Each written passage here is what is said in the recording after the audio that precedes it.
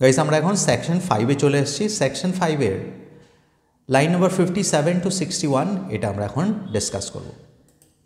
নাও 57 to 61 এ বলছে, make me দাই liar even as the forest is. What if my leaves are falling like its own? The tumult of thy mighty harmonies will take from both a deep autumnal tone, sweet though in sadness. আমরা দেখেছিলাম আগের সেকশনে কবি অনেকগুলো ভাব প্রকাশ করেছিলেন যে উনি হতে চান ওয়েস্ট উইন্ডের সঙ্গী, কিন্তু এখন বার্ধক্যের জন্য এবং জীবনের অনেক বাধার জন্য বা জীবনে অনেক ট্র্যাজেডি উনি ফেস করেছেন, তার ফলে ওনার সেই মনে জোরটাও নেই এবং শরীরে ক্ষমতাও নেই, এবং সেই জন্য উনি ওনার ফ্রাস্ট্রেশন এবং ওনার অতীতকালে ওনার কত ক্ষমতা ছিল সেটা নিয়ে স্মৃতিরোমন্থন করে মন খারাপ করেছিলেন। এবং উনি বলেছিলেন যে ওয়েস্ট উইন্ডের উদ্দেশ্যে ইভেন প্রে করেছিলেন, ওয়েস্ট উইন্ডকে এই প্রার্থনাটা করেছিল যে ওয়েস্ট উইন্ডের স্বাধীনতার কিছুটা যেন সে পায়, তার নিজের হারানো যে স্বাধীনতা সেটার যেন কিছুটা ফিরে পেতে ওয়েস্ট উইন্ড তাকে হেল্প করে, কারণ এখন সে সময়ের সাথে সাথে চেঞ্ড এবং বাউড হয়ে গেছে। তার মানে তারা কিছু স্বাধীনতাটা ফিরে পেতে চেয়েছিল, আর তার যৌবনকালের যে শক্তি ছিল বা সামর্থ্য ছিল সেই সামর্থ্য কিছুটা সে ফিরে পেতে চেয়েছিল ওয়েস্ট উইন্ডের কাছ থেকে, মানে ওয়েস্ট উইন্ডের যে প্রভূত ক্ষমতা তার কিছুটা ভাগ সে চেয়েছিল। এটা আমরা দেখেছিলাম আগের সেকশন। না এইখানে কিন্তু ওনার যে চাওয়াটা ওয়েস্ট উইন্ডের কাছে সেটা একটু পাল্টে যাচ্ছে। এখানে একটা কথা আছে, দেখো, লায়ার। লায়ার মানে হচ্ছে একটা মিউজিক্যাল ইনস্ট্রুমেন্ট। এটা গ্রিস, যখন গ্রিক পোয়েটরা নিজেদের পোয়েট্রি করতেন তখন পোয়েট্রির সাথে সাথে এই ইনস্ট্রুমেন্টটা ওনারা বাজাতেন যাতে পোয়েট্রিটা শুনতে ভালো লাগে, এবং সেই জন্য পোয়েট্রির সঙ্গে লায়ার এই মিউজিক্যাল ইনস্ট্রুমেন্টটাকে জুড়ে দেওয়া হয় বা সিম্বলিজম করা হয়। তো এখানে বলছে মেক মি দাই লায়ার, তার মানে এখানে এখন পিবি শেলি আর বলছেন না যে আমি তোমার ফ্রিডম বা তোমার পাওয়ারের শেয়ার চাই, বলছে তুমি আমাকে তোমার পোয়েট্রি করে নাও। লায়ার মানে আদার সেন্স আমরা বলতে পারি তুমি আমাকে তোমার পোয়েট্রি করে নাও। Even as the forest is, PB Shelley বলছে ওয়েস্ট উইন্ডের জন্য ফরেস্ট কি, ফরেস্ট হচ্ছে একটা পোয়েট্রি, আর পোয়েট ওখানে কে, পোয়েটটা হচ্ছে ওয়েস্ট উইন্ড। এই ওয়েস্ট উইন্ডের জন্য সে with the help of forest সে কী করে, পোয়েট্রি সৃষ্টি করে। বলছে what if my leaves are falling like its own, বলছে আমি জানি তোমার যখন ক্ষমতা প্রয়োগ তুমি আমার উপরে করবে তখন কী হবে, আমার ক্ষতি হতে পারে, বাট আই ডোন্ট কেয়ার, সেটাতে আমি ভীত নই বা সেটা নিয়ে আমি ভাবছি না। সেই জন্য বলছে what if my leaves are falling, বলছে জঙ্গলের মধ্যে দিয়ে যখন ওয়েস্ট উইন্ড যায় এবং একটা সুন্দর মাধুর্যের সৃষ্টি করে বা সুরেলা একটা সুরের সৃষ্টি করে, তখন কি হয়, ওই জঙ্গলে যে সমস্ত গাছ আছে সেই গাছের পাতাগুলো তার প্রভূত ক্ষমতার ফলে এদিক ওদিক ছড়িয়ে যায় বা গাছ থেকে ছিঁড়ে যায়, তার মানে গাছগুলোর ক্ষতি হয়। তো সেই জন্য পিবি শেলি বলছেন তুমি যখন আমাকে ব্যবহার করে পোয়েট্রি সৃষ্টি করবে তখন আমি জানি আমারও কিছু কিছু ক্ষতি হতে পারে, বাট আই ডোন্ট কেয়ার। সেই জন্য বলছে what if my leaves are falling like its own, বলছে ফরেস্টের দিয়ে তুমি যখন বয়ে যাও তখন যখন ফরেস্টটা ওলট পালট হয়ে যায়, আমার মধ্যে দিয়ে বয়ে গেলেও আমি যদি ওলট পালট হয়ে যাই তাতে আমার কোনো অসুবিধা নেই। The tumult of thy mighty harmonies will take from both a deep autumnal tone, sweet though in sadness. Now, will take from both, এই both মানে কি, both মানে একটা হচ্ছে কবি নিজে মানে পিবি শেলি নিজে, আর একটা হচ্ছে ফরেস্ট।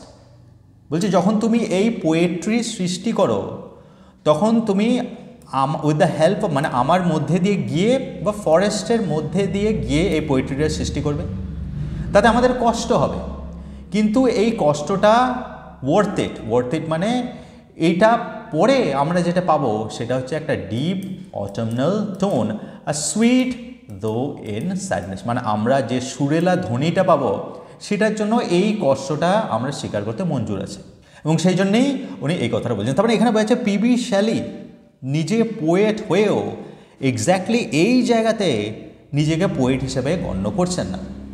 এখানে পোয়েট হিসেবে কাকে গণ্য করছে, ওয়েস্ট উইন্ডটাকে, এবং উনি নিজে পোয়েট না হয়ে উনি নিজেই পোয়েট্রিটা হতে চাইছেন না। ওই পোয়েট্রিটা কেন হতে চাইছেন এটা আমরা পরের সেকশনে জানতে চাইব, যে উনি কেন পোয়েট না হয়ে পোয়েট্রি হতে চাইছেন। এখানে যদি আমরা মিটার বা রাইমিং স্কিমটাকে একটু নোটিস করি তাহলে দেখব মোটামুটি ঠিকই আছে, একটু আধটু ইররেগুলারিটিস অবশ্যই আছে, সেটা একটু দেখে নিই। যেটা প্রধান চোখে পড়ার মতো ইররেগুলারিটি আছে সেটা হচ্ছে দেখো এখানে এই যে হারমোনিস এই কথাটা আছে, এটার সঙ্গে কিন্তু ফরেস্ট এজ এই দুটোর মিল হওয়ার কথা ছিল, কিন্তু এখানে দুটো মিল তো নেই।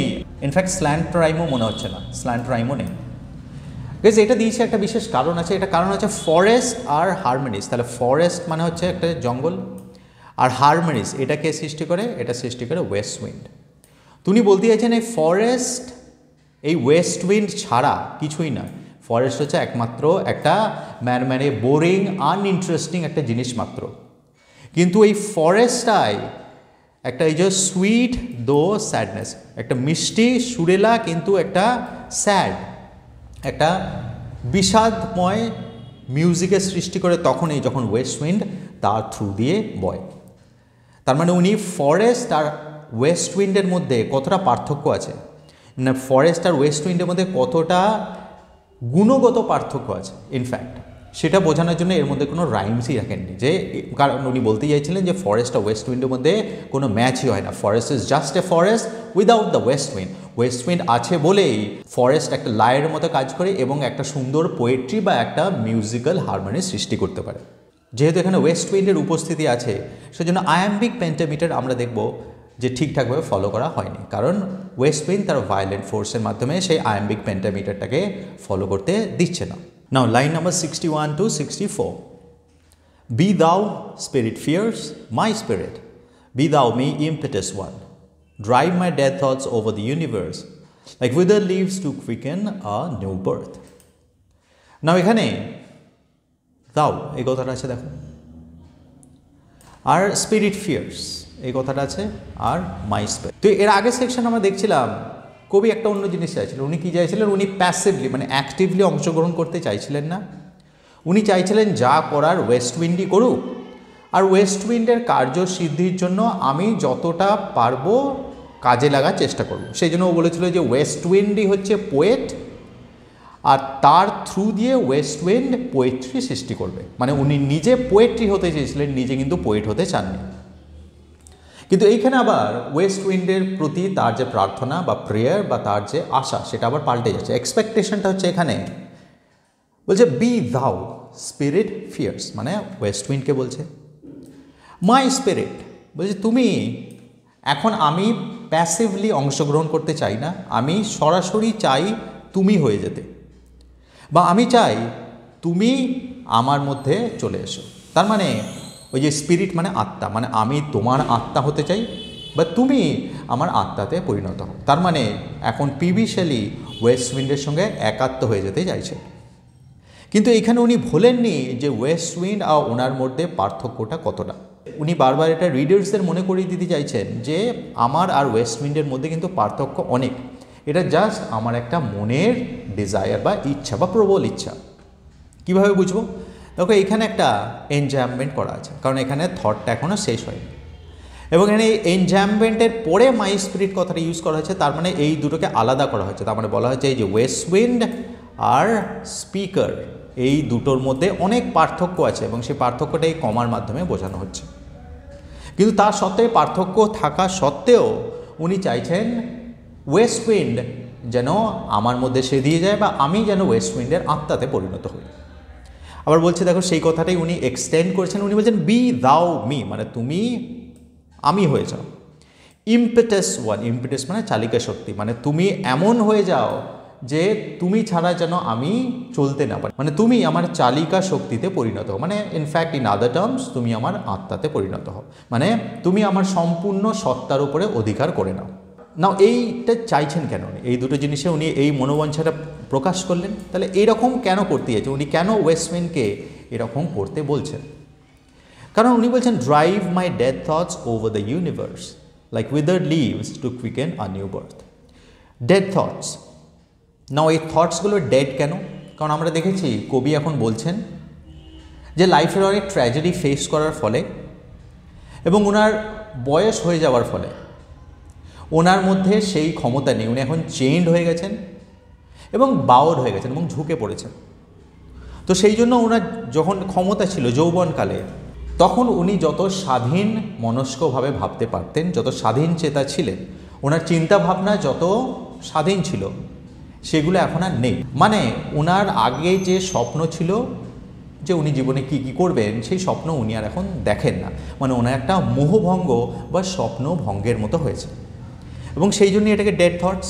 মানে উনি হয়তো ভাবতেন আগে যে ওনার পোয়েট্রির মাধ্যমে উনি পৃথিবীটাকে পাল্টে ফেলতে পারেন, কিন্তু সময় যাওয়ার সঙ্গে সঙ্গে ওনার শারীরিক এবং মানসিক অবক্ষয়ের ফলে ওটা এখন মৃতপ্রায়। উনি সেই সমস্ত জিনিস আর ভাবেন না, এবং সেই জন্য ওটাকে ডেড থটস বলছেন। এবং যেহেতু ওনার পরিস্থিতি এখন এরকম, সেই জন্য উনি ওয়েস্ট উইন্ডের মতো একটা প্রবল ক্ষমতাবান এন্টিটির হেল্প চাইছেন, সাহায্য চাইছেন, এবং এখন এটা সরাসরিই চাইছেন উনি। আগে দেখছিলাম ইনডাইরেক্টলি চাইছেন, এখন সরাসরি চাইছেন। উনি বলছেন আমার যে এই ডেড থটসগুলো আছে সেইগুলোকে তুমিই পারো কি ইউনিভার্স, মানে এই পৃথিবীতে ছড়িয়ে দিতে। না, ওই পৃথিবীতে তার ডেড থটসগুলো ছড়িয়ে দেওয়ার কারণ কি? কারণ নিউ বার্থ। তার মানে এখানে আমরা আভাস পাচ্ছি কিসের? রেভলিউশনের। মানে রেভলিউশনের জন্য উনি এই যে পোয়েট্রিটা ode to the west wind, এই রেভলিউশনের জন্য এই পোয়েট্রিটাকে উনি ওয়েস্ট উইন্ডকে ব্যবহার করতে বলছেন। যে আমার যে পোয়েট্রি, শুধুমাত্র এই পোয়েট্রি না, আমার যে পোয়েট্রি আছে সেই পোয়েট্রিটাকে তুমি পুরো পৃথিবীতে ছড়িয়ে দাও, কারণ তোমার এই ক্ষমতাটা আছে, আমার এই ক্ষমতাটা নেই। এবং সেই পোয়েট্রিটাকে পুরো পৃথিবীতে ছড়িয়ে দিলেই কি হবে? একটা নিউ বার্থ, একটা নতুন সৃষ্টি হবে। তার মানে উনি চাইছেন একটা রেভলিউশনের, কারণ আমরা আগেই দেখেছি যে ইংল্যান্ডের অবস্থা তখন খুব ভালো ছিল না, একটা আমূল পরিবর্তনের দরকার ছিল, এটা পি.ভি. শেলি সেই সময় মনে করতেন। এবং সেই আমূল পরিবর্তনের জন্য একটা ভায়োলেন্ট ফোর্সের দরকার আছে, যে ভায়োলেন্ট ফোর্সটা আগের যা আছে ওল্ড টাওয়ার্স অ্যান্ড প্যালেসেস আমরা দেখেছিলাম সেগুলো সব ভেঙে চুরমার করে দেবে, এবং তার ফলেই একটা নতুন কিছু সৃষ্টির সম্ভাবনা দেখা দেবে। এবং সেইখানে বলা যেতে পারে ডেটারেন্ট হিসেবে বা সহকারী হিসেবে কে কাজ করবে? এই পোয়েট্রিটা। এবং এই পোয়েট্রিটা ছড়াবে কে? The west wind. Like withered leaves to quicken a new birth. Withered leaves মানে এই যে ডেড থটসগুলো, সেগুলো এখন কীরকম হয়ে গেছে? মরা পাতার মতো হয়ে গেছে। যদি এখন এগুলো মরা পাতার মতো হয়ে যায়, এর আগে পি.ভি. শেলি বলেছেন যে মরা পাতাগুলোকে ওয়েস্ট উইন্ডই তার প্রভূত ক্ষমতার মাধ্যমে ঘোস্টের মতো তাড়িয়ে নিয়ে বেড়ায়। তো উনি বলছেন তুমি ঠিক সেইভাবেই আমার ডেড থটসগুলোকে যেরকম মরা পাতার সঙ্গে করো সেরকম করো, যাতে এটা পুরো ব্রহ্মাণ্ডে ছড়িয়ে পড়ে আর একটা নতুন রেভলিউশনের সৃষ্টি হয়, বা সেটা হতে এটা যেন একটু সাহায্য করে, বা সেটা তাড়াতাড়ি হতে বা ঘটতে সাহায্য করে। তো এই মনের ইচ্ছাটার জন্যই উনি ওয়েস্ট উইন্ডকে এই প্রার্থনাটা করছেন যে তুমি আমার আত্মাতে পরিণত হও। না, এখানে বুঝতেই পারছি উইদার্ড লিভস মানে ডেড সোলস, মানে ডেড থটস। আমরা আগে দেখেছিলাম যে লাইন নম্বর 2 এবং 3 সম্ভবত উনি বলেছিলেন যে ডেড সোলসগুলো হচ্ছে ডেড লিভসের মতো, এবং সেখানে আমরা দান্তের ডিভাইন কমেডির অ্যালিউশন টেনেছিলাম। এখানে আবার তাহলে সেই অ্যালিউশন মনে করিয়ে দিতে চাইছেন রিডার্সদের যে আমি যে এই কবিতাটা লিখছি সেটা দান্তের ডিভাইন কমেডির মতোই একটা এপিক পোম। নাও এর যদি আমরা মিটার বা রাইমিং স্কিম বা প্যাটার্নটা দেখবো মোটামুটি খুব একটা বেশি পরিবর্তন নেই। একটা বিশেষ চোখে পড়ার মতো পরিবর্তন, সেটা হচ্ছে দেখো ইউনিভার্স আর এটা হচ্ছে ফিয়ার্স, এই দুটোর মধ্যে স্ল্যান্ট রাইম আছে, কিন্তু রাইম থাকার কথা ছিল না। এটা বিশেষ কারণ আছে স্ল্যান্ট রাইমটা থাকার কারণ হচ্ছে উনি এই যে স্পিরিট ফিয়ার্স মানে ওয়েস্ট উইন্ড, আর ইউনিভার্স মানে হচ্ছে আমাদের এই পৃথিবী, এই ওয়ার্ল্ডটাকে বলা হচ্ছে।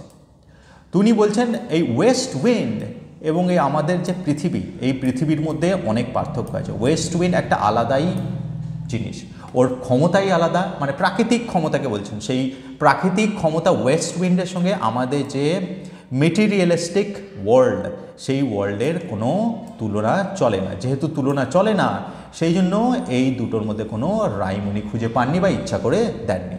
এটা একটা বিশেষ চোখে পড়ার মতন ইররেগুলারিটি আমরা এখানে দেখতে পেলাম। Now we have come to the last section of the poem Ode to the West Wind by P.V. Shelley. শেষের যে কটা লাইন আছে, এই 6টি লাইন, সেই 6টি লাইনের মধ্যে আমরা পুরো কবিতাটার সামারিটা পাবো, বা এই এতক্ষণ ধরে যে পি.ভি. শেলি বলছিলেন তার উদ্দেশ্য কি, প্রধান ওনার মনের ইচ্ছাটা কি আসলে, সেটা এই 5টা বা 6টা লাইনেই আছে। উনি বলছে and by the incantation of this verse scatter as from an unextinguished hearth ashes and sparks my words among mankind, be through my lips of unawakened earth the trumpet of a prophecy, O wind, if winter comes, can spring be far behind? Now incantation মানে হচ্ছে একই জিনিস বারবার আউড়ে চলা, সেটাকে বলা ইনক্যান্টেশন। তো এর আগের সেকশনে আমি দেখেছিলাম যে ওয়েস্ট উইন্ডকে উনি কী করতে, ওয়েস্ট উইন্ডকে চাইছেন যে ওনার ডেড থটস, মানে আমরা ধরতে পারি এই ওনার পোয়েট্রি, এই পোয়েট্রিকে ওয়েস্ট উইন্ডের সাহায্যে পুরো পৃথিবীতে ছড়িয়ে দিতে চাইছেন, যাতে আপহিভেল মানে যাতে রেভলিউশনটা বা খুব র্যাডিক্যাল একটা চেঞ্জ তাড়াতাড়ি আসতে পারে। না, এটা আসলে আরও কী কী প্রভাব হবে সেটা এরপরে এই 6টা লাইন উনি বর্ণনা করছেন। বলছে সেই পোয়েট্রি যদি ছড়িয়ে পড়ে পৃথিবীতে, ইনক্যান্টেশন মানে লোকের মুখে মুখে যদি ঘোরে, অফ দিস ভার্স মানে পোয়েট্রি কথা বলা হচ্ছে, স্ক্যাটার মানে ছড়িয়ে পড়া। As from an unextinguished hearth ashes and sparks. Unextinguished মানে যেটা এখনও নিভিয়ে যায়নি কিন্তু নিভু নিভু অবস্থায় আছে। হার্থ মানে একটা আগুন, ফায়ার প্লেসকে বলা হয় হার্থ। বলতে তার মধ্যে যে ছাই আছে এবং স্পার্কস মানে এখনও স্ফুলিঙ্গ আছে। তাহলে এই যে আমার কবিতা, সেই কবিতার যে সমস্ত কথা বা বিষয় সেগুলো সেই ছাই বা স্ফুলিঙ্গের মতো কাজ করবে। মাই ওয়ার্ডস অ্যামং ম্যানকাইন্ড, এবং কাদের উপরে প্রভাবটা ফেলবে? মানুষের উপরে অবভিয়াসলি। তখন উনি বলতে চাইছেন যে তখনকার যুগে যারা সাধারণ মানুষ তাদের উপরে অনেক ইনজাস্টিস বা তাদের উপরে অনেক অত্যাচার হতো, তাদের শোষণ হতো এবং তারা সেগুলো মুখ বুজে সহ্য করে নিত, তার প্রতিবাদ করতো না। অ্যাজ এফ সেই মানুষগুলো মনে হচ্ছে আনএক্সটিংগুইশড হার্থ, মানে কি সেই মানুষগুলোকে যদি আমরা একটা হার্থের সঙ্গে তুলনা করি বা একটা উনুনের সঙ্গে তুলনা করি, সেই উনুনে এখনও অল্প অল্প স্ফুলিঙ্গ আছে ছাইয়ের মধ্যে, কিন্তু সেই স্ফুলিঙ্গ থেকে আগুন প্রডিউস হওয়ার জন্য কিসের দরকার? কোনো একটা জিনিসের দরকার। সেই জিনিসটা কি? উনি চাইছেন আমার পোয়েট্রি যেন সেই আগুন জ্বালানোর কাজটা করে, বা সেই যে নিভু নিভু আগুন সেটাকে আবার যেন জ্বালিয়ে দেওয়ার কাজটা করতে পারে। পোয়েট্রি মানে through the words of his poetry. সেটাই পরের লাইনে বলছে, দেখো বলছে be through my lips of unawakened earth. Unawakened earth মানে সেই যে পৃথিবীর যারা মানুষ, যারা শোষিত অত্যাচারিত কিন্তু মুখ বুজে সব সহ্য করছে, তাদেরকে আনঅ্যাওয়েকেন আর্থ বলা হচ্ছে, যারা এখনও জেগে ওঠেনি। দ্য ট্রাম্পেট অফ এ প্রফেসি। না, ট্রাম্পেট মানে দামামা বাজা, যুদ্ধের আগে এটাকে বাজানো হয়। তার মানে প্রফেসি মানে কি? প্রফেসি মানে ভবিষ্যৎবাণী বা দৈববাণী। না, দৈববাণীতে কী হয়? দৈববাণী দেখবে বেশিরভাগ ক্ষেত্রে দৈববাণীতে এরকম থাকে যে প্রথমে তখনকার যুগে যারা বর্বর অত্যাচারিত তাদের বিভিন্ন পাপ কাজের বর্ণনা দেওয়া হয়, যে এরকম এরকম হবে, পৃথিবীতে পাপে ভরে যাবে এবং পাপী লোকে ভরে যাবে এবং তারাই সফল হবে, এরকম বলা থাকে। এবং তারপরে বলা হয় যে তারপরে কোনো কিছু একটা আসবে এবং এসে এই সমস্ত ইভিল পাওয়ারের ওপরে জয় ঘোষণা হবে। এটাই তো প্রফেসি। প্রফেসিতে সবসময় দেখা যায় ব্যাড পিপল যারা আছে বা যারা অত্যাচার করে, যারা শোষণ করে, তাদের শেষে কিন্তু পরাজয় হয়। তো বলছে এই যে এই প্রফেসি তার একটা দামামা, তার মানে রেভলিউশনের কথাই বলা হচ্ছে, যে মানুষ আমার এই পোয়েট্রি শুনলে কি করবে? মানুষের মধ্যে যে অত্যাচার বা শোষণ হচ্ছে বা মানুষের মধ্যে যে ইনজাস্টিস হচ্ছে, সেই ইনজাস্টিসের বিরুদ্ধে তারা মাথা তুলে দাঁড়াবে এবং তারা এই শোষণের বিরুদ্ধে সোচ্চার হবে বা প্রতিবাদ করবে এবং নতুন কোনো চেঞ্জ বা একদম আমূল পরিবর্তন আনার জন্য তারা বদ্ধপরিকর হবে।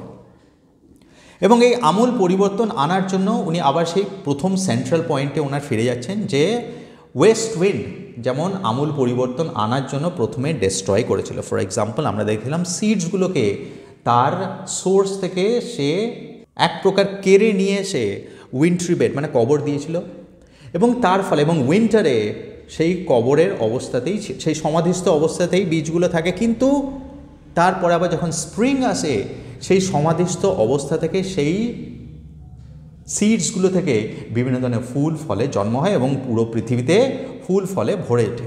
এবং উনি বলেছিলেন যে এটা একমাত্র সম্ভব হয়েছিল ওয়েস্ট উইন্ডের জন্যই, কারণ ওয়েস্ট উইন্ড যদি সেই ডিস্ট্রাকশন প্রথমে না করতো তাহলে কিন্তু এই স্প্রিং কোনোদিনই আসতো না বা নতুন জীবনের সূত্রপাত হতো না। এবং আরেকটা কথা উনি বলেছিলেন যে ওয়েস্ট উইন্ড মানে হচ্ছে it's a symbol of winter. Winter is a symbol of death and decay, ক্ষয় এবং মৃত্যুর সিম্বল। কিন্তু এই উইন্টার যদি না আসে তাহলে কিন্তু স্প্রিং কোনোদিনও আসবে না। কারণ উইন্টারে কি হয়, ওই ওয়েস্ট উইন্ড ওই ধ্বংসাত্মক কাজগুলো করে, তার ফলেই স্প্রিংয়ে আবার নতুন কিছু সৃষ্টি হয়।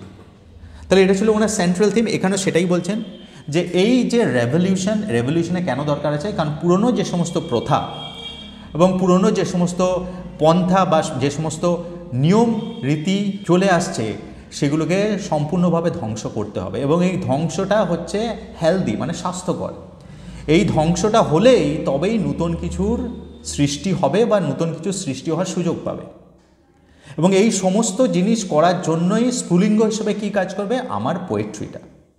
এবং সেই পোয়েট্রিটা ইম্পর্টেন্সটা উনি বোঝাতে চাইছেন এবং বলছেন এই পোয়েট্রিটাকেই আমি ছড়িয়ে দিতে চাইছি through the help of West wind. এবং তারপরে উনি আশাই দিচ্ছেন, ও উইন্ড, ইফ উইন্টার কামস, যদি শীত আসে, can spring be far behind. তাহলে এখানে স্প্রিং মানে আমরা ধরতে পারি একটা রেভলিউশন, সে আমরা বলেছিলাম দি আরব স্প্রিং। আর উইন্টার মানে হচ্ছে ধ্বংস। তাহলে সেখানেই উনি শেষ করছেন, দেখো লাইনটা দিয়ে, যদি ধ্বংস হয় নূতন সৃষ্টির সম্ভাবনা থাকবে। এবং সেই জন্য উনি এই ধ্বংসটাকে আমন্ত্রণ করছেন। এবং এই ধ্বংসের জন্য কিসের প্রয়োজন?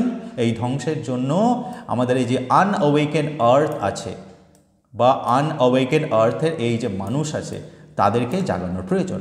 এবং এই জাগানোর কাজটা কে করবে? ইনক্যান্টেশন অফ দিস ভার্স, এই আমার যে পোয়েট্রি, এই পোয়েট্রি লাইনগুলোই সেই স্ফুলিঙ্গের কাজটা করবে। গাইজ, এটা হচ্ছে this is the main purpose of this poem. তাহলে আমরা শেষে যে বুঝতে পারলাম আসল মনোবাঞ্ছাটা কী ছিল পি.বি. শেলি। ওনার মনোবাঞ্ছা ছিল যে এটা একটা রেভলিউশনারি পোয়েম হিসেবে পুরো পৃথিবীতে যেন গণ্য হয়, এবং এর ইম্পর্টেন্সটা এতটাই বেশি এই পোয়েমটা, সেটা জানানোর জন্যই উনি কিন্তু এর সঙ্গে দ্য ডিভাইন কমেডি, সেই যে পোয়েম, সেই এপিক পোয়েমটার রেফারেন্স দিয়েছিলেন। That means he wants people to understand, উনি মানুষজনকে এটা বোঝাতে চাইছিলেন যে রেভলিউশনের কতটা দরকার আছে এবং রেভলিউশনের জন্য পোয়েট্রির ইম্পর্টেন্সটা কতটা। মিটার এবং রাইমিং স্কিম আছে, সেখানে কোনো রকম হেলদোল নেই, একদম সব কিছু ঠিকঠাক আছে। কোথাও আমরা কিন্তু ব্লেমিশ মানে স্পটলেস রাইমিং স্কিম আমরা পুরোটাতে দেখতে পাবো। তার মানে এখানে কেন এটা হচ্ছে, কারণ এখন কবি তার নিজের সত্তাতে চলে এসছেন। উনি যেটা ভালোবাসেন, ওনার আসল মনের ডিজায়ার কি সেটা উনি বলতে পেরেছেন, এবং উনি বলছেন যে এটার মধ্যে কোনো সন্দেহ নেই, এটা যদি আমরা করি, যদি আমরা ধ্বংসটাকে স্বীকার করে নিই বা সাদরে আহ্বান করি, তাহলে আমাদের মধ্যে নূতন সৃষ্টি আসবেই। তাহলে আমরা দেখতে পেলাম এই পোয়েমটা শেষ হচ্ছে দুটো জিনিসতে। কী কী জিনিস? একটা হচ্ছে হোপ, আশা। কি আশা? একটা নূতন সৃষ্টির আশা, সেটা দিয়ে শুরু হচ্ছে হোপ। সেটা কার হোপ? সেটা হচ্ছে পি.বি. শেলির আশা। শুধুমাত্র আশাই নেই এখানে, আশার সঙ্গে সঙ্গে উনি আরেকটা কী করছেন, ওনার মধ্যে ডাউটও আছে, মানে সন্দেহও আছে, এবং সেই জন্য উনি বারবার ওয়েস্ট উইন্ডকে ও হিওর এটা বলে উনি সম্বোধন করছিলেন। তাহলে হোপের সঙ্গে ডাউট মিশিয়ে আছে, আবার হোপের সঙ্গে একটা উইন। আবার উনি এটাও চাইছেন, বা উনি বেশ কনফিডেন্ট মনে হচ্ছে যে উনি যেটা করছেন, ওনার যে কবিতা, সেই কবিতার মাধ্যমে উনি রেভলিউশন আনতে পারবেন। তাহলে আমরা দেখতে পাচ্ছি এই কবিতাটা আশা, সন্দেহ এবং ট্রায়াম্ফ মানে জিত, এই তিনটের মিশ্রণে পি.বি. শেলি শেষ করেছেন। I hope you understood this poem. I hope you understood my explanation. Thank you for watching. Thank you for listening. Thank you for commenting. My name is Kutubuddin. Have a wonderful day. Tata.